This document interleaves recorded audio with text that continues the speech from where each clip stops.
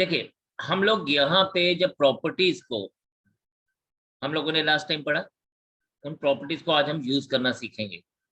Use करना कैसे सीखेंगे? हम लोगों के पास कुछ चीजें हैं जिसको हम लोग अगर ध्यान देंगे तो हम उसको बड़े आराम से इन क्वेश्चंस को हैंडल कर पाएंगे। सबसे पहले आपने एक चीज सीखनी है कि हम लोग यहाँ पे जब प्रॉपर्टी यूज करेंगे उसको हम कहते हैं ऑपरेटिंग, यानी हम ऑपरेशन यूज कर रहे होते हैं। तो हमारा एक ऑपरेशन क्या है जो हमारा यूज होगा? R1 इज इक्वल्स टू या R1 माइनस R2।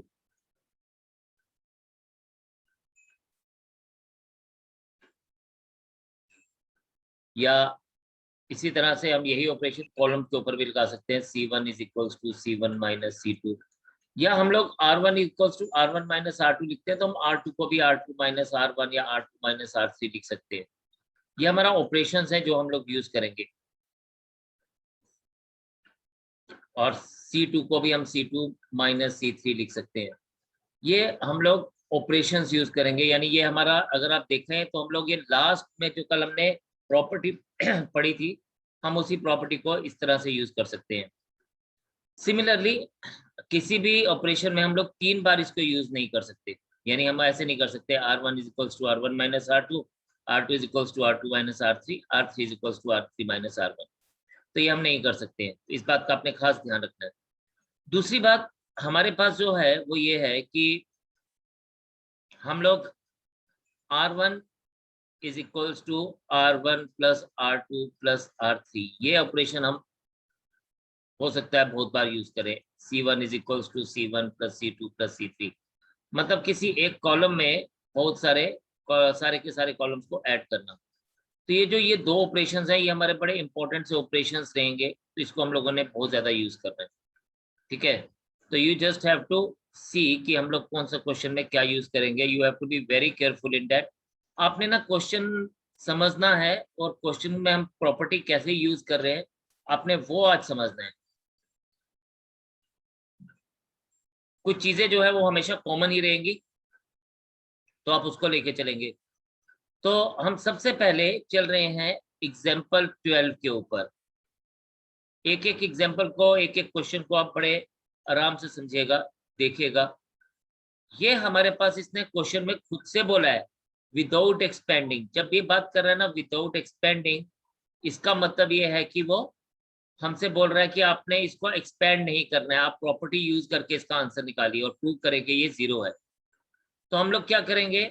हम लोगों ने जीरो बनाने के लिए दो ही प्रॉपर्टीज हमारे पास है। नंबर 1 कि अगर कोई भी दो रोज या कोई भी दो कॉलम्स सेम हो जाएं तो हम लोग कहते हैं कि वो उसका वैल्यू जीरो होगा, या वो प्रोपोर्शनल होंगे तो वो वैल्यू जीरो होगा। और दूसरी प्रॉपर्टी है अगर कोई भी एक रो और कोई भी एक कॉलम अगर जीरो से बना होगा तो हमारे पास उसकी वैल्यू जीरो हो जाएगी, है ना जी। यही दो प्रॉपर्टीज हमने पढ़ी थी। तो हमारे पास क्वेश्चन नंबर 12 या एग्जाम्पल 12 में हमारे पास क्या दिया गया है? हमारे पास दिया गया है, आपके पास ये जो साइन दिया गया ना, ये डेल्टा, इसको हम बोलते हैं डेल्टा। ये डिटर्मिनेंट का साइन है, इसको हम बोलते हैं डेल्टा। और ये साइन किसका है? डिटर्मिनेंट का। तो कई बार इसको डायरेक्टली इस तरह से बोला जाता है। ठीक, तो आपके पास दिया गया है x plus y, y plus z, z plus x. हमें प्रूव करना है कि this is equals to zero.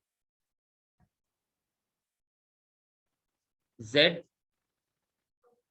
x y 1 1 1।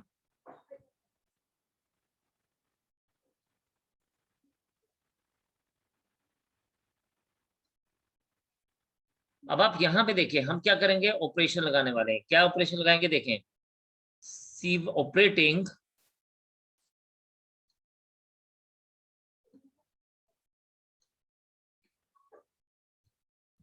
R1 is equals to R1 plus R2। बस इसको आपने ध्यान से देखना। और ये ऑपरेशन कैसे लगेंगे ये आपको प्रैक्टिस से आएगा। जितने क्वेश्चन हम करेंगे इसको आज आप प्रैक्टिस करेंगे तो चीजें आपके लिए पक्का होती जाएंगी। तो आपने प्रॉमिस करना है कि आप प्रैक्टिस जरूर करेंगे, कल संडे है तो आप प्रैक्टिस जरूर करेंगे। तो आपके पास ये बन जाएगा, जब R1 हमारे पास क्या है, R1 है हमारे पास, इसको समझिए, R1 है हमारे पास x plus y, y plus z, z plus x. कहता है R1 is equals to R1 plus R2, तो इसमें हमने R2 के एलिमेंट्स डालने हैं, यानी ये Z को ऐड कर देना। तो हमारे पास ये क्या बन जाएगा, this will become x plus y plus z, x plus y plus z, x plus y plus z। बाकी के रोज जो है वो सेम रहेंगी, उनको हमने कुछ चेंज नहीं किया। This is z, x and y, 1 1 and 1। अब आप सोचेंगे कि यार ये क्या किया, यहाँ पे हम लोगों ने, अगर आप ध्यान दें तो ये जो पहली रो के एलिमेंट्स हैं ये सारे सेम हो गए, x plus y plus z. इसको करने से हमें क्या फायदा हुआ, सारे एलिमेंट्स सेम हो गए। तो हम यहां से कॉमन ले सकते हैं इसको, taking x plus y plus z common from R1। तो this implies that x plus y plus z, ये हमारा कॉमन लेंगे बाहर। तो जब कॉमन किसी चीज से लेते हैं उसके पास बाकी की बची चीज क्या रहेगी, 1 1 1। z x y 1 1 1। अब क्या मिल गया हमें यहाँ पे ये दिख गया कि यार ये जो R1 और R3 है ये बिल्कुल सेम हो गए, 1 1 1, एग्जैक्टली आइडेंटिकल हो गए। सो इसको हम क्या लिखेंगे, x plus y plus z into 0। इसका रीजन देंगे, R1 is equals to R3, so this is equals to 0, क्योंकि 0 के साथ आप कुछ भी मल्टीप्लाई करेंगे इट विल बी 0। तो आप देखें कि ये हम लोगों ने किस तरह से ऑपरेशंस यूज किए। तो आपको एक चीज क्लियर हुई है, आप मुझे जरा एक बार नोट करेंगे, फिर हम लोग नेक्स्ट क्वेश्चन पे चलेंगे। दोबारा से इसको देखते हैं, क्या था हमारे पास गिवन था x plus y, y plus z, z plus x. हमने सबसे पहले देखा कि हम लोग किसी रो या किसी कॉलम को सेम बना सकते हैं किसी ऑपरेशन से, हमने ये चेक करना हमेशा। तो हमने देखा यार अगर मैं इसको इसके साथ ऐड करूंगा तो z ऐड हो जाएगा, x इसमें x ऐड करूंगा तो x ऐड हो जाएगा, और इसमें y ऐड करूंगा तो ये सारे सेम बन जाएंगे। तो मैंने ऑपरेशन लगाया R1 is equals to R1 plus R2, तो मेरे पास हर एक एलिमेंट जो था वो x plus y plus z बन गया। अब जब भी हमारे पास किसी रो या किसी कॉलम में एलिमेंट सेम आएंगे, जैसे कि आपने देखा यहाँ के सारे एलिमेंट्स सेम थे इस रो के, तो हमने उसको कॉमन ले लिया। तो taking x plus y plus z, जो कॉमन है उसको बाहर ले लेंगे। उससे क्या होगा, उससे हमें उस पर्टिकुलर रो या कॉलम के सारे एलिमेंट्स 1 1 1 मिल जाते हैं, जैसे हमने यहाँ पे देखा। ठीक है, तो ये हमने आदत बना लेनी है, this is our regular feature जो हम लोग इसको यूज करेंगे।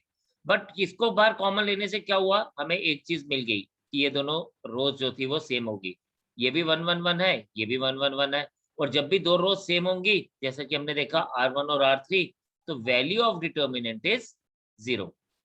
तो इस तरह से हम लोग इसको फाइंड आउट कर पाएंगे।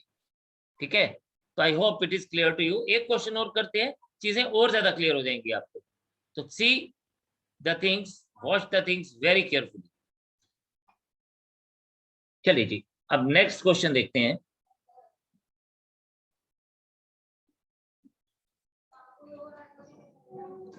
देखें हमारे पास है x y z a b c, x plus a, y plus b, y plus b, z plus c। अब हमें इसको 0 प्रूव करना है। अब जीरो कैसे प्रूव करेंगे? देखें यहाँ पे अगेन, क्या मैं इसको ऐसे देख सकता हूँ कि कोई भी दो रो या कोई भी दो कॉलम्स को सेम बना सकता हूँ? ध्यान से देखिए आप लोग भी, क्या मैं कुछ ऐसा कर सकता हूँ कि मैं इन दो रोज या दो कॉलम्स को सेम बना दूं? कम ऑन, टेल मी कि क्या हम ऐसा कर सकते हैं? कोई भी आप में से बता सकता है, देख सकता है? चलें, मैं आपको बताता हूं। अगर मैं इसको इसके साथ ऐड कर दूं, इसको इसके साथ ऐड कर दूं, इसको इसके साथ ऐड कर दूं, तो मेरी बात बन जाती है? जी हाँ, बिल्कुल बन जाती है। तो मैं क्या लिखूंगा यहाँ पे? ऑपरेटिंग, अब ये कॉलम में element x y z is one column, A B C is in second column. तो ये ध्यान देना है कि हम कॉलम को ऐड करेंगे या रोज को ऐड करेंगे। तो ऑपरेटिंग, हम इसको क्या लिखेंगे? C1 is equals to C1 plus C2। अब C1 प्लस C2 लिखने से क्या बन जाएगा? X plus A, Y plus B, Z plus C. This is A, B और सी। देखो, हमने जिसको ऐड किया ना, हमने C1 को चेंज किया, तो C2 और C3 सेम ही रहेंगे, उनको कुछ फर्क नहीं पड़ेगा, वो एज इट इज ही रहेंगे। X plus A, Y plus B, Z plus C.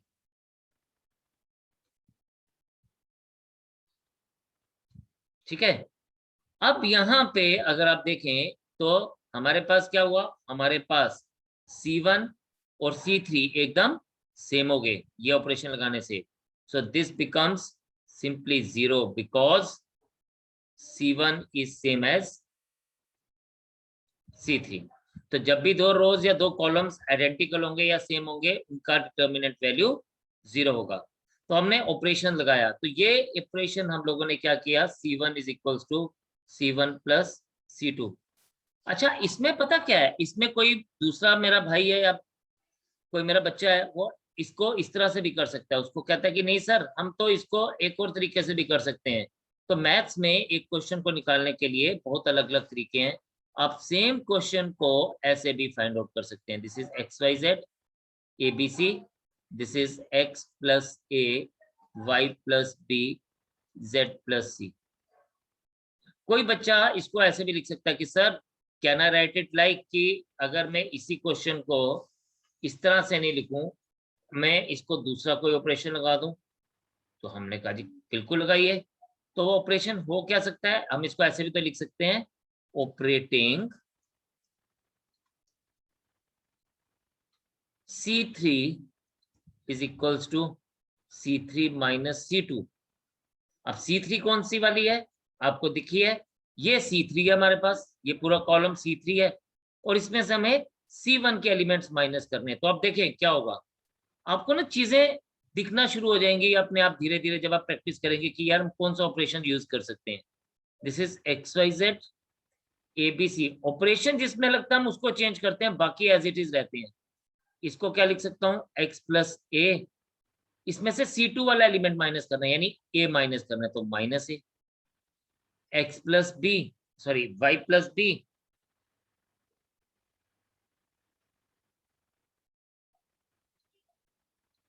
Minus B, z plus C, minus C. So what we have got ये ए एंड ए कैंसिल, ये बी एंड बी कैंसिल, ये C and C cancel. तो हमारे पास क्या बन गया? ये बन गया x y z A B C, x y z. So this is equals to again 0. Why? Because C1 is equals to C3. तो आप एक ही क्वेश्चन को दो अलग अलग तरीकों से कर सकते हैं, लेकिन देखें हमने दोनों केसेस में अपने ऑपरेशंस यूज किया, और उस ऑपरेशन को यूज करके हम लोगों ने वैल्यू निकाली, हमने इसको एक्सपेंड नहीं किया। तो हम, लेकिन हमने ध्यान क्या रखा, हमने देखा कि क्या हम किसी रो या किसी कॉलम को सेम बना सकते हैं। तो यहाँ पर भी हमने C1 C3 को सेम बना लिया, और लेफ्ट हैंड साइड वाले मेथड में भी C1 और C3 सेम हो गए थे, तो इसलिए हमारे पास इनका वैल्यू 0 आया। तो आपको ये दोनों चीजें मुझे लगता है जरूर समझ आई होंगी। आप इसको नोट करें, फिर हम एक और क्वेश्चन पे चलेंगे। चलिए मैं बताता हूं आपको। अब ये हमारे पास क्या दिया गया है, ये हमारे पास दिया गया है a minus b minus c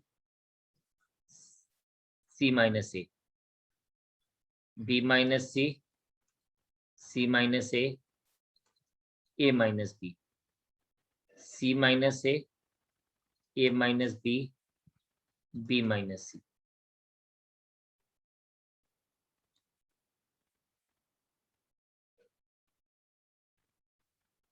ठीक है, हम यहां पे ऑपरेशन यूज करेंगे, ऑपरेटिंग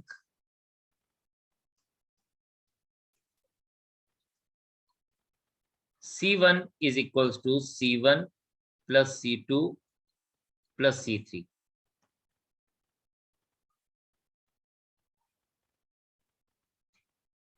C1 हमारे पास है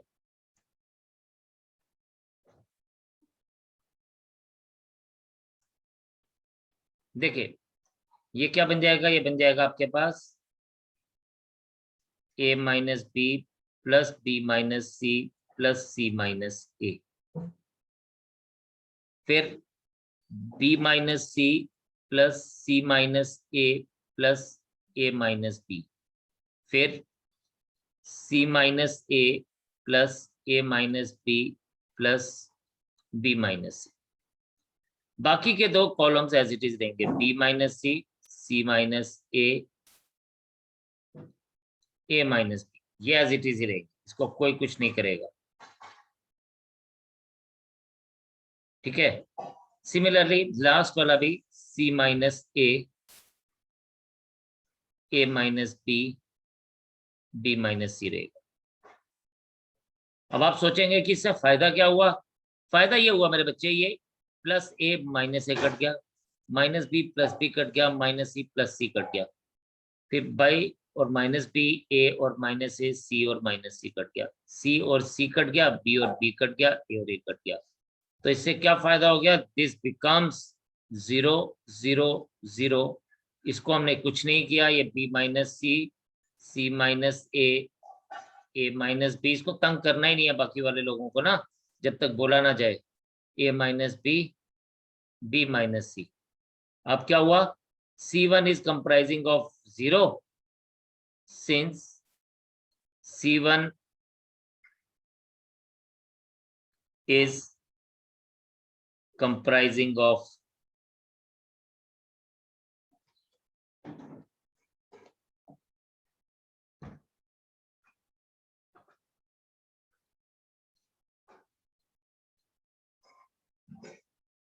so this is equals to 0। तो इस तरह से हम लोगों को इसका वैल्यू 0 मिल गया। तो मेन हमने अभी तक क्या देखा, हमने देखा या तो हम किसी दो या रोज को या कॉलम को सेम बना रहे हैं, या फिर हमने देखा कि हमने किसी रो या कॉलम को 0 0 बना दिया। चलिए फोर्थ भी है, इसको भी आप समझेंगे, फिर आपको और ज्यादा बातें क्लियर हो जाएंगी। This is 1 1 1 BC CA AB A into B plus C, B into C plus A, C into A plus B।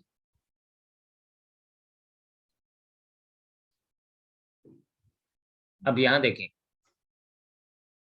हम इसको ऐसे लिखेंगे, ध्यान से देखेंगे, ये 1 1 1, इसको तो आप रहने दीजिए BC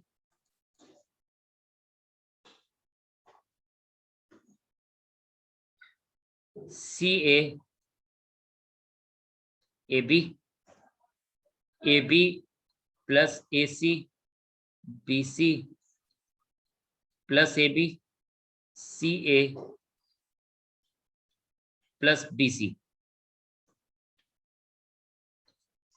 अब क्या होता है, कई क्वेश्चंस को ना हम लोग रो ऑपरेशंस भी यूज कर सकते हैं, कॉलम ऑपरेशंस भी यूज कर सकते हैं। जैसे पिछले क्वेश्चन में अगर आप, हम लोगों ने ऑपरेशन जो यूज किया था वो क्या था, C1 plus C2 plus C3। आप चाहते तो आप R1 plus R2 plus R3 से भी कर सकते थे, पिछला वाला क्वेश्चन। लेकिन कई क्वेश्चन होते हैं उसमें हम लोग सिर्फ एक ही टाइप का ऑपरेशन यूज कर सकते हैं, जैसे कि ये। अब इसमें क्या है, इसमें मेरे को ये देखना है कि क्या मैं कोई ऑपरेशन यूज करके कोई भी एक रो या कोई भी एक कॉलम के सारे एलिमेंट सेम कर सकता हूँ। तो आप देखें, आप यहाँ पे देखें कि जब मैं इन दोनों को ऐड करूंगा, इन दोनों को, तो ये क्या बन रहा है, A B plus B C plus A c. जब मैं इन दोनों को ऐड करूंगा तो ये बन रहा है A B plus B C plus A C. और जब मैं इन दोनों को ऐड करूंगा तो ये भी A B plus B C plus A C बन जाएगा।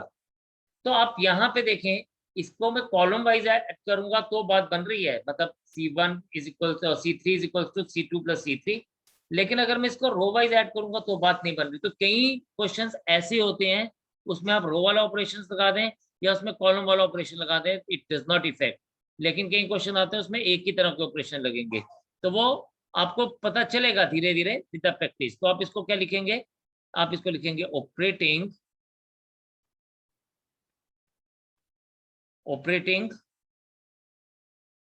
आपने क्या करना है, बड़े वाली में ना छोटा वाला ऐड करना होता है, तो C3 ताकि जगह कम इस्तेमाल हो, C3 प्लस C2 तो बन जाएगा आपके पास ये 1 1 1। This remain BC CA AB, this is AB plus BC plus CA, this is AB plus BC plus CA, this is AB plus BC plus CA।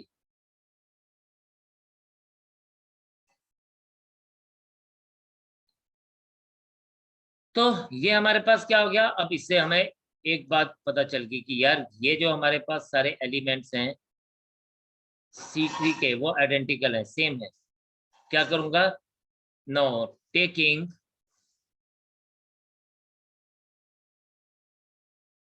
AB plus BC plus CA common from C3।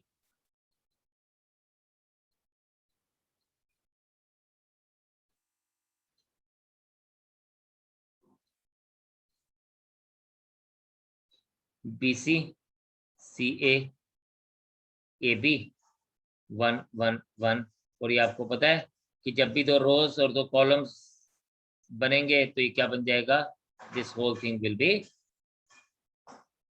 0। Why, since C1 is equals to C3। तो जब हमें ये मिल गया तो हमारा ये value of determinant 0 हो गया। तो आई होप ये दोनों चीजें आपको बड़े अच्छे से समझ आई होंगी। शाबाश, नोट करें और फिर आगे बढ़ते हैं। हम लोगों ने क्या किया, सबसे पहले हमने इसको ओपन किया, ये जो ए बी ये था हमारे पास, हम लोगों ने इन सबको ओपन किया। A इंटू बी प्लस सी को हमने लिख दिया ए बी प्लस ए सी, यहाँ पे लिखा। Similarly B into C plus A को हमने लिखा B C plus A B, multiply कर दिया। एंड C को ओपन किया तो ये सी ए प्लस बी सी आ गया। अब जब हम इस पर्टिकुलर स्टेज पे पहुंचे तो हम लोगों ने देखा कि यार कुछ ऐसा किया जा सकता है कि जिससे किसी रो या किसी कॉलम के एलिमेंट सेम हो जाए। अब देखिए, अगर मैं इसको रो वाइज ऐड करता हूँ, ऐसे ऐड करता हूँ ऐसे, तो ये वाला बनता 3 पहला वाले एलिमेंट, ये BC plus CA plus AB बन जाता, ये AB प्लस BC प्लस, यानी ये twice of AB plus BC plus CA बन जाता। तो कॉमन हमारे पास कुछ नहीं मिलता, बिकॉज एक रो में के दो एलिमेंट्स कॉमन होते AB plus BC plus CA, but ये एलिमेंट 3 ही हो जाता। तो हमने इसको देखा कि ये ऐसे नहीं हो सकता। फिर हमने इसको चेक किया और क्या किया जा सकता है। तो हमने देखा कि अगर मैं इन दो कॉलम्स को आपस में ऐड कर दूं, ये दो कॉलम्स, तो मेरे एलिमेंट्स थर्ड कॉलम में सेम हो जाएंगे, AB plus BC plus AC, AB plus BC plus AC, AB plus BC plus AC। तो इसीलिए मैंने क्या किया, मैंने C3 is equals to C3 plus C2 कर दिया। उससे क्या हुआ, उससे मेरे पास ये एलिमेंट और ये एलिमेंट तीनों सेम हो गए, यानी AB plus BC plus CA हो गया तीनों में। और जिसको मैंने नेक्स्ट स्टेप में कॉमन बाहर ले लिया। जब मैंने इसको कॉमन बाहर ले लिया तो उसकी वजह से क्या हो गया, उसकी वजह से मेरे पास ये C1 is made up of ones only, और ये जो C3 है इसमें भी सिर्फ 1 ही थे, तो C1 और C3 में सिर्फ 1 हो गए, और इस तरह से हमारे पास ये दो कॉलम्स जो थे वो सेम हो गए, एंड इट हैज बिकम 0। तो इस तरह से हम लोगों को ये चीजें ध्यान से देखनी है हर एक क्वेश्चन में। सर अब ये क्वेश्चन हमारे पास दिया गया है 2, 3, 5, 7, 8 and 9, 65, 75, 86। ये बोलते हैं कि हमें इसको 0 प्रूव करना है, 0 बनाना है विदाउट एक्सपेंडिंग, एक्सपेंड नहीं करना है बट 0 बनाना है। अब एक्सपेंड नहीं करना और 0 बनाना है तो हम लोग दो ही चीजें कर सकते हैं, या तो कोई रो या कोई कॉलम 0 बना दें तो बात बनेगी, जो कि इस केस में मुश्किल लग रहा है बहुत। इस केस में हमें वो दिख नहीं रहा कि वो एकदम से 0 बन पाएगा कि नहीं बन पाएगा, ठीक है। लेकिन इसमें सर 2 स्टेप लेने पड़ेंगे सर। लेकिन हम ऐसा देख सकते हैं कि क्या हम किसी दो कॉलम्स को आइडेंटिकल बना सकते हैं या किसी दो रोज को आइडेंटिकल बना सकते हैं। अब यस सर। एक बात ध्यान देने वाली है जो मैं आपको समझाने वाला हूँ, ये जो C3 है ना, ये इसमें बहुत बड़े बड़े नंबर्स हैं as compare to C1 and C2। Yes sir. तो हम लोग क्या करेंगे, हम कोशिश करेंगे कि C1 या C2 के एलिमेंट्स को C3 के एलिमेंट जैसा बनाना है की, ठीक है। आप एक ऑपरेशन देखेंगे अभी, and then you will be able to understand. Sir एक चीज इसमें दिख रही है ना सर कि अगर हम रो वाइज माइनस करते हैं तो 1 का डिफरेंस है, तो आइडेंटिकल मैट्रिक्स बन जाएगी ये। नहीं, अगर आप इसको माइनस करेंगे, यहाँ से जी इसको जी माइनस करते हैं तो 1 आता है, लेकिन जब 5 - 3 करेंगे 2 आ रहा है, और 9 - 8 करेंगे तो 1 आ रहा है। और 75 - 65 करेंगे 10 आता है, और 86 - 75 करेंगे तो 11 आता है, बात नहीं बनेगी। तो हम क्या करने वाले हैं, हम ऐसे करने वाले हैं, operating C1 is equals to C1 plus 9 times C2। C1 is equals to C1 plus 9 times C2। कौन सी प्रॉपर्टी यूज की, लास्ट प्रॉपर्टी जो हमने कल पढ़ी थी, दिख रही है आपको, बिल्कुल दिख रही है, ये हमने लास्ट वाली प्रॉपर्टी यूज की। तो आप देखें यहाँ पे, अब इसके मुताबिक बात करते हैं। इसने बोला C1 is equals to C1 plus 9 times C2, तो C1 है 2, C1 का फर्स्ट एलिमेंट है 2 प्लस 9 into 7,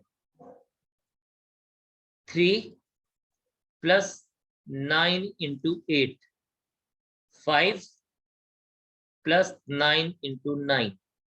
इसको नहीं कुछ करना, ये 7, 8, 9 ही रहेगा, इसको हम नहीं चेंज कर पाएंगे, और नेक्स्ट वाले को भी चेंज नहीं करना है।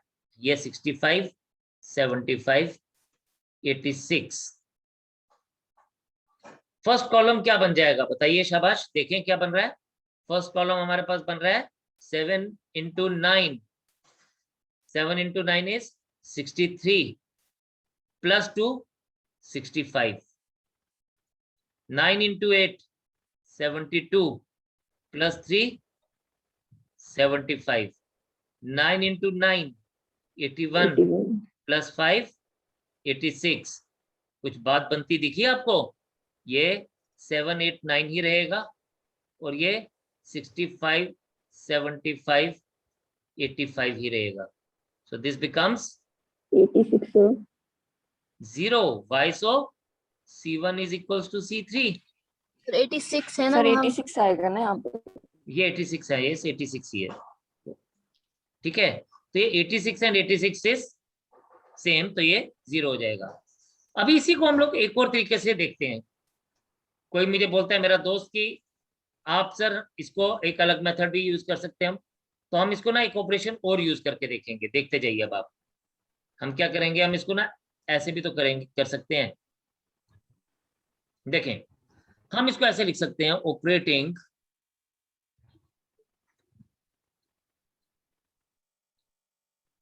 C3 is equals to C3 minus C1। तो इससे क्या होगा, देखने की बात है, ये नजरिए की बात है, किसको क्या दिखता है।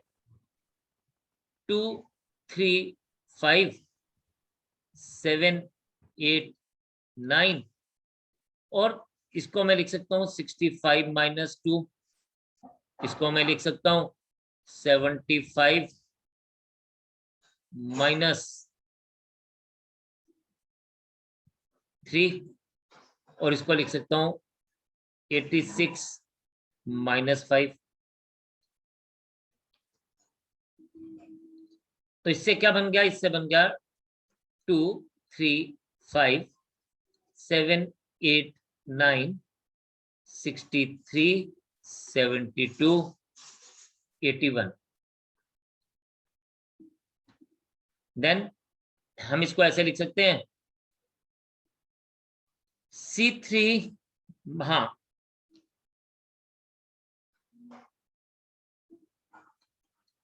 Dividing C3 by 9 and multiplying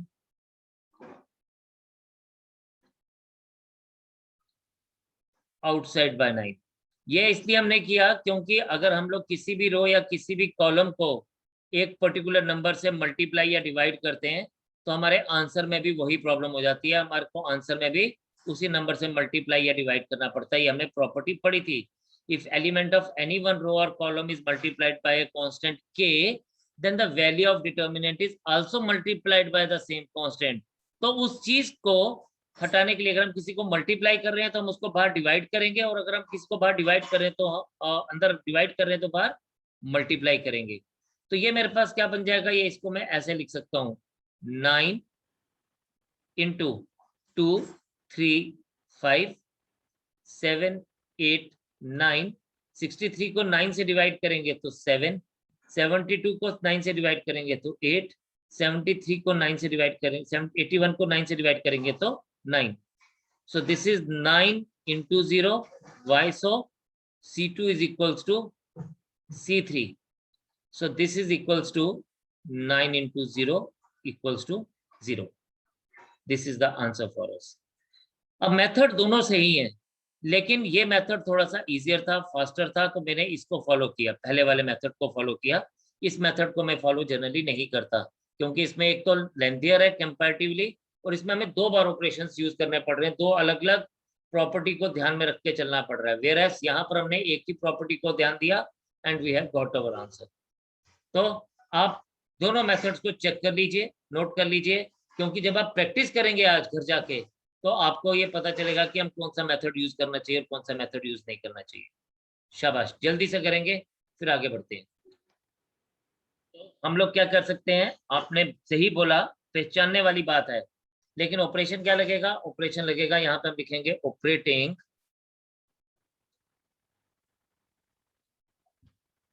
operating देखिए जिसके साथ मल्टीप्लीकेशन होती है ना वो बाद में लिखते हैं। तो R2 is equals to R2 plus 6 times R1। जो मल्टीप्लीकेशन जैसे आपने देखा ना, यहाँ पे 6 के साथ मल्टीप्लाई हो रही है, कौन मल्टीप्लाई हो रहा है 6 के साथ, इफ यू सी, तो हमने पूरी की पूरी रो को 6 के साथ मल्टीप्लाई करके सेकंड रो में ऐड किया हुआ है, तो हमें सेम वैल्यूज मिल रही है थर्ड रो वाली। तो हम जो ऐड करने वाला पार्ट होता है ना वो हम हमेशा बाद में लिखते हैं, बाद में ऐड करते हैं। तो ये बन जाएगा आपके पास 3 5 4 को कोई चेंज नहीं लानी है क्योंकि हम लोगों ने R2 में चेंज ला रहे हैं। R2 is 2 plus what we can write? We can write it as 2 plus 6 into 3, 3 plus 6 into 5, 4 plus 6 into 4। बस आपकी वाली बात बन गई। ये आपके पास आ गया 20 33 28, दिस इज 3 5 4, ये आ जाएगा 20, 33 और ये 28 और ये भी 20, 33, 28. अब since R1 is R2 is equals to R3, so this is equals to 0. ठीक है, I hope it is clear to all of you. ये आप सबको क्लियर हो गया होगा. Yes sir. तो इतना ही रखेंगे. नेक्स्ट टाइम आपसे मिलते हैं और क्वेश्चंस के साथ, और हम आगे मेथड पे चलेंगे. आप लोग प्रॉमिस करेंगे कि ये प्रैक्टिस जरूर करेंगे, और कहीं पर भी कोई प्रॉब्लम आएगी तो आप पूछेंगे. और बाकी स्टे होम, स्टे सेफ, अपना ध्यान रखें, अपने बड़ों का ध्यान रखें और काम करते हैं. Thank you sir. Thank you sir. जय हिंद.